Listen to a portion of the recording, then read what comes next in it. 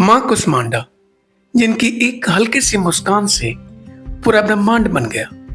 लेकिन यह सिर्फ एक धार्मिक कथा नहीं, बल्कि एक गहरी नारीवादी व्याख्या भी है, जहां स्त्री ही शिष्ट की मूल शक्ति बन जाती है। दोस्तों और चिंतकों, मेरा हार्दिक अभिवादन स्वीकार करें। मैं हूं डी चंद्रा और आप देख रहे हैं एस चंद्रा लिटरेचर ऑनलाइन। कहते हैं, जब शिष्ट की रचना नहीं हुई थी, तब हर ओर केवल अंधकार था, शून्य था। न पृथ्वी थी, न आकाश, न देवता, कुछ भी नहीं। इसी समय मां दुर्गा ने अपने कुष्मांडा रूप में प्रकट होकर मुस्कुराया। उस मुस्कान से प्रकाश और ऊर्जा का विस्फोट हुआ और उत्पन्न हुआ ब्रह्मांड, कॉस्मिक एग। इसी अंडे से जन्मे सूरज, चंद्रमा, ग्रह, नक्षत्र और संपूर्ण जीवन। हिंदू पौराणिक कथाओं के अनुसार देवी सिद्धिदात्री का स्वरूप धारण करने के बाद मां पार्वती सूर्य के मध्य भाग में विराजमान हो गई। वहां से उन्होंने दिव्य ऊर्जा का विकिरण किया और केवल अपनी मुस्कान से संपूर्ण ब्रह्मांड की रचना की।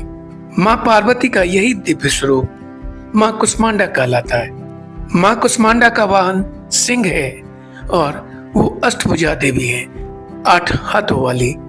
उनके हाथ शक्ति और आशीर्वाद के प्रतीक होते हैं, जिनमें शामिल है कमंडल, धनुष, बाण, कमल का पुष्प, अमृत कलश, जपमाला, गदा और चक्र। मां कुष्मांडा एक साथ संरक्षक भी है, सृजनकर्ता भी और पालनकर्ता भी।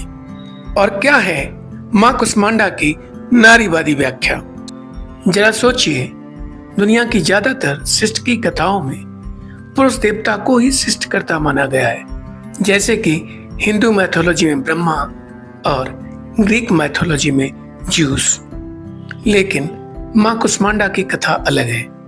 यहाँ ब्रह्मांड की रचना हुई एक स्त्री की मुस्कान से, बिना किसी पुरुष के हस्तक्षेप के।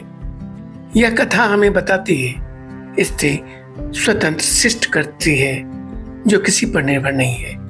यहाँ तक कि सूर्य जैसा शक्तिशाली प्रतीक भी उसकी ऊर्जा से जीवित है। मां कुष्मांडा ने सृष्टि की रचना की किसी हिंसा या युद्ध से नहीं, बल्कि आनंद और करुणा से। उनकी 8 भुजाएं स्त्री शक्ति की बहुआयामिता दिखाती है, पालन पोषण भी, आध्यात्म भी, रचना भी और रक्षा भी। पितृसत्तात्मक धार्मिक कथाओं में और परंपराओं में सूर्य को प्रायः पुरुषत्व का प्रतीक माना गया है और जीवनदाता माना गया है।